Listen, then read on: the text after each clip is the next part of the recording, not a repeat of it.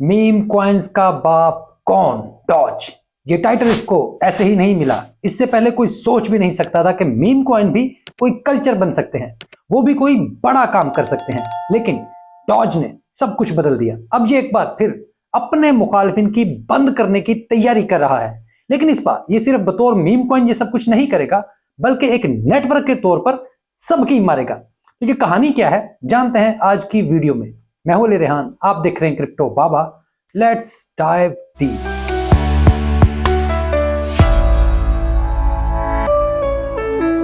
तो पहले थोड़ा सा बैकग्राउंड, क्योंकि जाननी ये तारीख ही होती है जो आपका मुस्तकबिल तय करती है। डॉज एक पुरानी सी घटिया सी टेक्नोलॉजी थी, फिर इलोन मस्क ने डॉज को गोद ले लिया। डॉज फाउंडेशन बनी जिसमें इलोन मस्क का नुमाइंदा और इथेरियम के को फाउंडर वितालिक ब्यूटरन शामिल हुए। 2021 में फाउंडेशन ने एक्टिवली काम शुरू किया। इन्होंने सोर्स कोड लिया, इसमें मौजूद खामियों को दूर किया ताकि डॉज को महफूज बनाया जा सके, स्पीड बेहतर हो, बुनियादी तौर पर ऑन चेन ट्रांजैक्शंस और लॉसेस को खत्म किया जाए। कम्युनिटी डेवलपर्स सामने आए, फिर लड़ाइयां हुई, इथेरियम के कुछ लोग छोड़ गए, लेकिन बहुत से लोगों ने काम जारी रखा। दूसरी तरफ डॉज चेन पर कॉइन बर्न करने का अमल भी शुरू करने का फैसला प्रोसेस में है ताकि इसकी इन्फ्लेशन खत्म हो। अगर आप डॉज की इन्फ्लेशन को समझना चाहते हैं तो पुरानी वीडियोस देख सकते हैं। अब अगर आप डॉज के आज ऑन चेन डेटा को देखें तो बाइनेंस स्मार्ट चेन और इथेरियम पर मौजूद बड़ी वेल्स बहुत अरसे से डॉज को खरीद रही हैं। उनके पास डॉज टोकन की होल्डिंग मुसलसल बढ़ रही है। इसकी सबसे अहम वजह इलोन मस्क है। लोग अब देख रहे हैं कि ट्विटर अपना पेमेंट सिस्टम ला रहा है जहां बिटकॉइन बैंक्स के साथ साथ डॉज चेन को भी इस्तेमाल करके पेमेंट मुमकिन हो सकेगी। इस वजह से ये वेल्स मुसलसल डॉज की होल्डिंग्स बढ़ा रही हैं। ये इस खबर पर डंप करने के लिए ये सब कुछ नहीं कर रही। इनको पता है कि अगर डॉज ट्विटर का पेमेंट सिस्टम बना तो इसकी चेन पर डॉज बर्न भी होगा। इससे कॉइन की सप्लाई मजीद कम होगी और डॉज बहुत तेजी से बढ़ेगा। इसी वजह से वेल्स ये प्लानिंग कर रही हैं। डॉज टोकन्स का फ्यूचर डेटा बताता है कि इसकी प्राइस अब भी काफी ऊपर है। लॉन्ग टर्म में तमाम वेल्स डॉज की प्राइस में लंबी छलांगे ही देख रही हैं। आज की बात करें तो दुनिया की पहली वायरल गेम 1993 में रिलीज होने वाली डूम थी।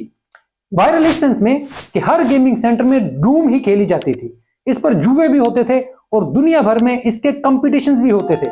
तो अब इस गेम को डॉज पर लॉन्च किया गया है। अब आप कहेंगे कि यार जहां इतनी बड़ी बड़ी गेम्स आ रही हैं, इसमें डॉज पर यह गेम आ भी गई तो इससे क्या फर्क पड़ेगा?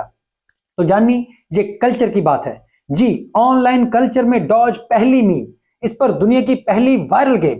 तो ये सब बताता है कि डॉज अपने अंदाज में बहुत ही जबरदस्त अंदाज में आगे बढ़ रहा है। इस पर अपनी डॉज इंस्क्रिप्शन आ गई है जहां बेहतरीन एनएफटी मार्केट बन रही है। ऐसे ही डॉज थीम की एनएफटीज और गेमिंग मार्केट का डेवलप होना डॉज नेटवर्क के लिए बहुत ज्यादा अहम है। यहां म्यूजिक, वीडियोस, टेक्स्ट और तस्वीरों को एनएफटी बनाया जा सकता है। ये सब नई चीजें ब्लॉकचेन पर इकोसिस्टम के बढ़ने की निशानियां हैं। यही चीजें टोकन के यूज केस में इजाफा करती हैं और आखिरकार उसकी कीमत बढ़ती है। डॉज कॉइन इंस्क्रिप्शंस की वजह से नेटवर्क पर ट्रांजैक्शन का हजम भी बढ़ रहा है, वॉल्यूम, जिसके बाद करेंसी की कीमत में भी इजाफा हुआ। अगर आप सिर्फ एक साल में डॉज नेटवर्क के ट्रांजैक्शन वॉल्यूम को देखें तो ये एक साल पहले 90,000 ट्रांजैक्शन डेली पर था, लेकिन अब ये 4,20,000 ट्रांजैक्शन डेली पर है। ये सब बता रहा है कि डॉज कॉइन होल्डर्स अब चेन पर भी जा रहे हैं। वो डेवलपर्स की बनाई हुई चीजों का इस्तेमाल कर रहे हैं। वो गेम्स, एनएफटी समेत हर चीज का इस्तेमाल कर रहे हैं, जिससे डॉज नेटवर्क अब ग्रोथ में है। डिजिटल सासों की मलकियत डॉजिनल्स इस वक्त सबसे हॉट मार्केट है, जहां लोग बढ़ चढ़कर एनएफटीज खरीद रहे हैं। ये मामला अगर ऐसे ही चलता रहा तो डॉज की एनएफटी मार्केट जल्द ही सोलाना की मार्केट को टक्कर दे रही होगी। तो इस वजह से इस सारे मामले को हल्का ना लें। दूसरी तरफ दुनिया के बड़े बड़े फाइनेंशियल इदारे प्रिडिक्ट कर रहे हैं कि ट्विटर अपने पेमेंट सिस्टम को क्रिप्टो से लिंक कर रहा है, जहां आप बिटकॉइन और इथेरियम के साथ डॉज से भी पेमेंट कर सकेंगे। अभी इसमें कुछ लीगल मसाइल मौजूद है, लेकिन अब लग रहा है कि इलोन मस्क ने इन्हें भी हल कर लिया है। अब इसके रास्ते में कोई बड़ी रुकावट नहीं रह गई। एक तरफ एनएफटी मार्केट, दूसरी तरफ कल्चर गेम्स और इसके साथ पेमेंट सिस्टम।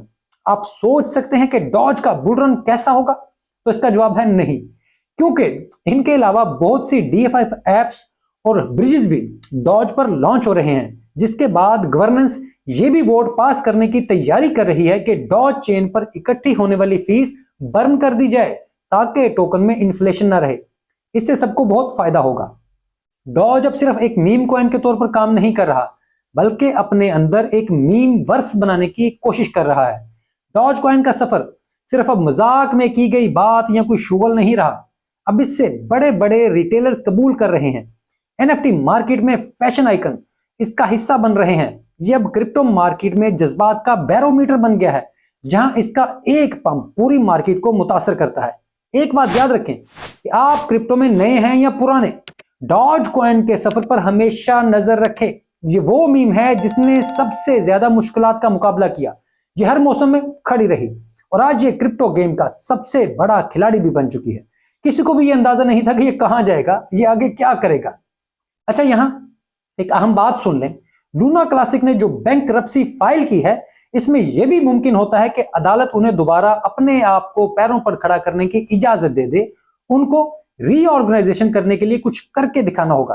तो मुझे लगता है कि शायद उनकी गवर्नेंस टीम इस तरफ जाएगी, क्योंकि लूना की सप्लाई इतनी ज्यादा मौजूद है तो इसे रीपैक करना आसान नहीं होगा। इसके लिए इन्हें अपने सिस्टम में बहुत ज्यादा गारंटी चाहिए होगी। इसी वजह से मैंने कहा था कि मैं इस खेल में शामिल नहीं हूं। हाँ, अगर आपके पास पहले से ये मौजूद है तो फिर इन्हें बेचें मत, बल्कि इन्हें अपने आप वहां अपने पास पड़ा रहने दें। हो सकता है कि कोई छक्का लग ही जाए। वैसे ही डूबे हुए हैं तो इससे ज्यादा क्या डूबेंगे। इसके अलावा मैं किसी भी तौर पर ना खुद ये खरीदता हूं और ना इसमें मेरा कोई इंटरेस्ट है, लेकिन बहरहाल खबर बड़ी थी, इस वजह से बताई भी और आपको अपनी राय से भी आगाह किया, और आपकी राय मुझे कमेंट्स में मिल भी गई। तो खैर, ये थी आज की वीडियो।